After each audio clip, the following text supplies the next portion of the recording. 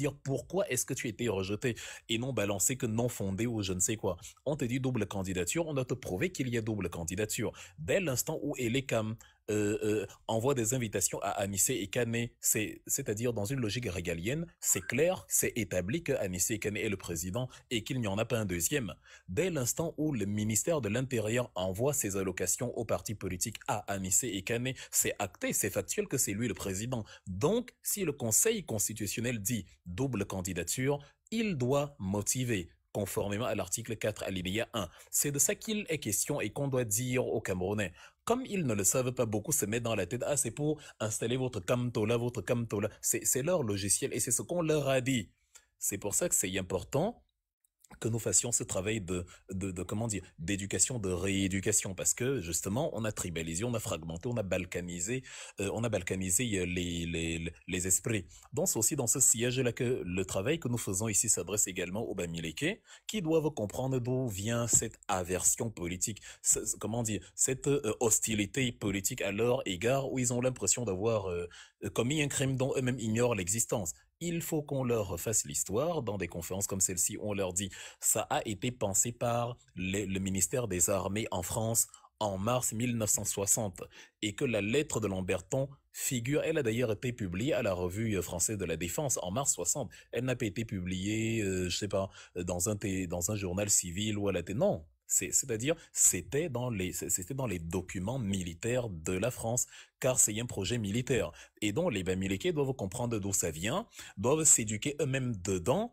doivent éduquer les autres dedans. C'est pour ça que c'est mauvais. Quand un être humain se dit, je cherche moi les dos et le reste je ne fais rien. Ça c'est la vie j'ai failli dire la vie du poulet. C'est la vie des abeilles. Ouais, les abeilles ne réfléchissent pas. Elles font du miel, elles font le palais de la reine, elles font les ruches, et après elles meurent. Donc c'est-à-dire, tu deviens juste un homo economicus. Tu produis seulement la marchandise, le matériel, la substance, mais dans la tête, il n'y a pas la pensée politique. C'est dangereux quand un humain évacue en lui-même la pensée politique. Les Bamileke ont accepté un rôle qui les déshumanise. Ils font seulement le business, ils cherchent le cap et c'est tout. Le reste, ils se plient aux lois, ils ne font pas bouger les lignes. Ça, c'est très dangereux. Donc voilà comment dire, les ingrédients pour mener il y a bien un projet. Et maintenant dans le domaine pratique, comme j'ai dit Michel, c'est-à-dire appliquer le rapport de force citoyen, c'est-à-dire le nombre. Le sous-préfet dit qu'il bloque la route. Une fois que vous avez éduqué les Bamileke du quartier où on a bloqué la route, ils viennent en masse devant le sous-préfet et disent nous on est là pour faire respecter le droit, monsieur le sous-préfet, tu n'es pas au-dessus de la loi. Si tu ne bouges pas ta voiture dans les 10 secondes, nous on la pose par terre. Et personne ne nous en vaudra parce que c'est toi qui ne respectes pas la loi, c'est pas nous. Ils le font en nombre, comme ça s'est passé à Menganga, aucune police ne fera rien. Mais si vous êtes couard, si vous êtes docile, on va vous taper avec la matraque à Baham et à Bafang, pendant que ceux de Menganga font la même chose et rentrent chez eux comme si de rien n'était. C'est ça la vérité. C'est d'ailleurs ce qui se passe depuis les années 60. On laisse le contrat social être rompu et on se plie, on accepte, on adopte, on adhère et voilà. C'est-à-dire, l'une des raisons d'ailleurs pour lesquelles j'ai dit à notre président que moi je n'allais pas respecter la moindre consigne de vote, c'était dans le même état d'esprit. Atangna Clément a rompu le contrat social. Donc je ne peux plus, moi, être dans le contrat social et dire aux gens, allez voter, Chirom, allez voter. C'est valider la violation du contrat social qui s'est passé en amont. C'est valider le fait qu'on écarte celui qu'on veut. Et je reste là comme un naïf, comme un zombie en disant, je vais aux élections quand même. Pour moi, c'est une attitude débile. Je ne peux pas. Il a rompu le contrat social, je romps aussi le mien. Le contrat social va revenir quand les deux parties vont appliquer le contrat social, dont notre exhortation à envoyer les Camerounais dans la rue revendiquer la dissolution de ces bêtises et les comme le Conseil constitutionnel et on recommence à zéro tout le jeu politique dont on renégocie un nouveau contrat. Là, je vais reparler d'élections. En attendant, ça ne m'intéresse pas. Et c'est ce que je recommande, moi, c'est mon avis personnel. Ma position, je sais pas, peut-être que le MRC prendrait une position différente de la mienne, mais je l'ai déjà assumé publiquement, ça ne me pas du tout. Je veux être en paix envers moi-même, même si c'est Dieu qui me disait de. Je lui dirais, Seigneur, toi-même tu as dit, et il y a des rayes à la rupture du contrat social. Donc voilà, Michel, deux éléments pour finir, avant de revenir à d'autres questions que tu as me soulevées. Tu as dit tout à l'heure que quand tu demandais les fonds et tout, les gens t'appelaient mendiant et tout. Je profite pour donner deux ingrédients indispensables à la révolution aux Camerounais qui m'écoutent. On est près de 400 et les Camerounais ne l'ont peut-être toujours pas remarqué. Comment dire, je veux déconstruire deux vérités ici, enfin deux vérités, deux pseudo-vérités ici. La première, c'est ce qui, je vais d'abord les énoncer et après je vais les expliquer. La première contre-vérité, c'est les Camerounais qui disent que la révolution c'est pas dans les livres, dis donc c'est sur le terrain. La deuxième, c'est ceux qui te disent que tu fais le mendiant, tu fais la manche, que tu mendis. Je vais commencer par le deuxième élément.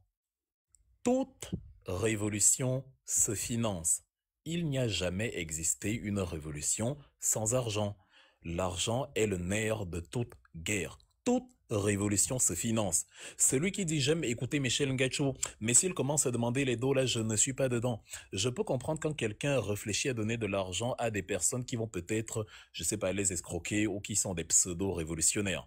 Mais si tu as du crédit, de la confiance envers quelqu'un et tu crois en sa révolution, il faut financer sa révolution. Même Maurice Kamto vous a demandé 6 milliards. Vous n'allez trouver dans le monde aucune révolution qui n'ait été réalisée sans argent. Même les révolutions financées par la CIA, comme la chute de Viktor Yanukovych en Ukraine en 2014, on a mis l'argent dedans pour manipuler les Ukrainiens. En bien comme à mal, en bien comme en mal, on utilise l'argent. C'est de la naïveté et de l'ignorance en matière de révolution que de dire dont tu demandes déjà l'argent. La révolution a obligatoirement besoin d'argent. Si vous voyez un révolutionnaire devant vous qui parle et il n'a pas l'argent, sachez que la révolution n'aboutira pas. Si vous avez de l'argent, financez la révolution. Sinon, il va parler, vous allez aimer ce qu'il dit et tout, mais ça va rester aux paroles parce que la puissance matérielle n'y est pas. Toute révolution se finance. Celui qui n'a pas compris ça se perd son temps à lui-même. La deuxième vérité, c'est la lecture. Quand les gens disent la révolution, c'est pas dans les livres, c'est sur le terrain, viens ici sur le terrain, laisse les livres, laisse le blabla. Vous n'allez pas trouver un révolutionnaire qui ne lisait pas. Ho Chi Minh, le libérateur du Vietnam. Vous allez au Vietnam, qui était une colonie française comme le Cameroun. Hein. C'est à l'époque, ça s'appelait l'Indochine. On avait pris le Laos, le Cambodge, le Vietnam, on appelait ça l'Indochine. Et la France les avait divisés aussi, comme ils ont divisé les Bamileke. J'ai même parlé de ça tout à l'heure. Tu avais le Tonkin au nord, tu avais au milieu là Amman, et tu avais la Cochinchine au sud. Donc, le Vietnam du Nord s'est libéré en premier en 1945, le 2 septembre. C'est d'ailleurs pour ça que la fête d'indépendance du Vietnam, c'est le 2 septembre, parce que c'est le jour où Ho Chi Minh a libéré le Nord-Vietnam. Qui était dans Ho Chi Minh? C'est le père de la révolution du Vietnam, mais comment dire, c'était un intellectuel de haut rang. C'était à la fois un chef militaire et un intellectuel. Il a passé sa vie à voyager. Il a même d'ailleurs passé l'essentiel de sa vie hors du Vietnam. Ce qui nous disait, viens ici, on voit. Il y a une telle méconnaissance de l'histoire des révolutions, mais pas possible. Même celui qui a proclamé la République de Chine en 1912, Sun Yat-sen, il venait de l'extérieur. Donc, pour rester sur Ho Chi Minh, il a étudié tout ce qu'il pouvait trouver il a tout lu. Le marxisme, le léninisme, tout ce qu'il trouvait, tout ce qu'il trouvait entre les mains, il lisait le trotskisme, tout. Il a appris le français, il parlait très bien. Il a appris l'anglais, il a vécu en France, aux États-Unis. Il est, comment dire, outillé mentalement. Vous avez, je sais pas, le Che Guevara qui a passé le temps à écrire ses carnets de voyage. Vous avez Thomas Sankara qui a étudié le marxisme-léninisme comme pas possible. Il a passé son temps à lire, à écrire, à faire des discours. Il n'a fait que ça. Nelson Mandela lui-même, il vient du monde juridique. Il a beaucoup écrit. Il a pensé théoriser sa révolution. Mahatma Gandhi, pareil. Je ne sais pas quel révolutionnaire vous avez vu un jour qui ne lit pas. Je ne sais pas quelle révolution vous avez vu un jour qui ne se base pas sur une pensée préalable. Ça aussi, ça démontre l'ignorance des révolutions. Donc, une révolution sans lecture, sans pensée, sans base théorique, c'est, comment dire, le banditisme. Ça, c'est la révolution Bangando. Je me lève, je vais dans la rue, comme j'ai le couteau, la machette, je me mets à égorger des gens parce que voilà, ça, c'est pas la révolution. C'est le banditisme. Ça, c'est, comment dire, ça, c'est Boko Haram. Ça, c'est les coupeurs de route. Un révolutionnaire a lu. Un révolutionnaire lit beaucoup. Même quand il a l'arme dans la main droite, il a le livre dans la main gauche. Ça lui permet de garder le cap. Monsieur Wangé était, pour venir donc au Cameroun, un enseignant. Il a lu, il a passé le temps à lire. Il s'exprimait très bien. Regardez ses interviews quand il était à Paris. Qui était Monsieur Ossendi Afana. Il est mort dans le maquis comme un chef militaire, mais c'est un docteur en économie. Qui était Félix Moumier? Il vient de l'école William Ponty de Dakar. Qui était Oumniobé? Lui, il a travaillé même aux finances, donc c'est quelqu'un qui maîtrise les rouages du monde de la finance. C'est lui, il a travaillé, il était dans la syndicale, l'Union des syndicats confédérés du Cameroun, avant que l'UPC ne soit créé quelques années après. C'est lui qu'on a dit, c'est à lui à qui on a dit, va nous porter notre message à l'ONU Podol, car il savait s'exprimer. Donc voilà les deux éléments que les Camerounais doivent comprendre aujourd'hui. Si vous voulez renverser Biya, il faut lire beaucoup, car la révolution, ça se pense, la révolution, ça se théorise, la révolution, ça se conceptualise, la révolution se nourrit des révolutions précédentes. Deux, il faut injecter de l'argent dans la révolution. Parce que même Biya injecte de l'argent pour rester au pouvoir. Même Biya fait du lavage du cerveau à ses ouailles pour rester au pouvoir. Donc même lui, il intellectualise, mais dans le mauvais sens. Il abrutit ses concitoyens pour se maintenir. Et il les finance, il les manipule à coups d'argent. Vous aussi, vous devez financer votre contre-révolution et vous devez aussi amener les gens à réfléchir et à penser la révolution.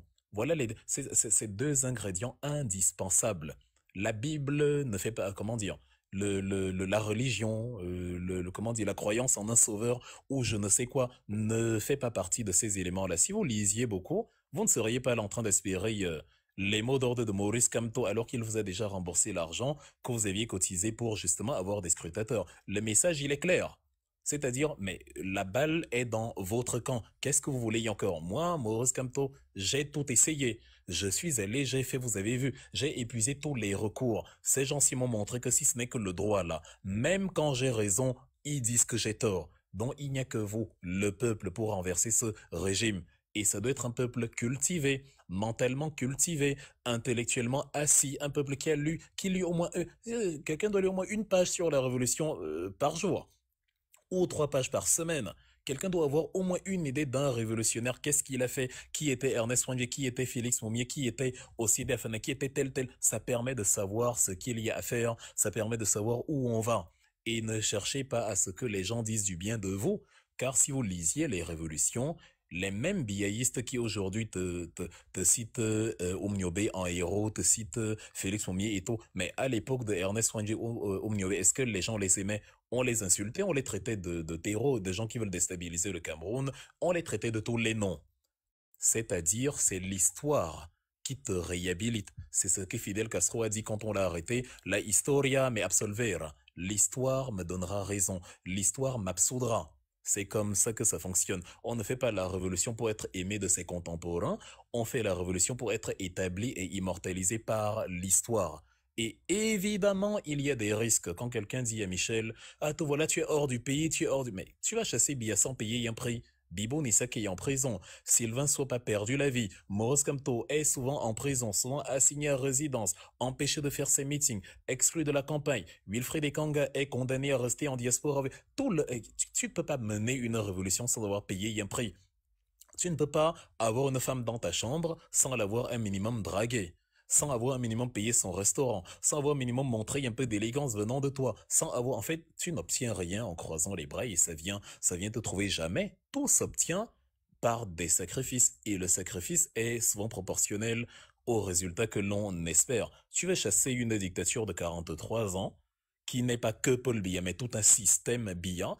Et tu penses que ça se passera en claquant des doigts, sans injecter l'argent, sans un peu de lecture, sans un peu de sacrifice, sans un peu d'implication. C'est impossible. Donc, il faut que les Camerounais sortent d'un rêve éveillé et mettent les mains dans le cambouis, comme on dit en France, et plantent les mains dans le compost et de la boue jusqu'au coude. Sinon, ça ne marchera pas. Absolument, Rudy. Mais vraiment, là, c'est une richesse incroyable, le frites.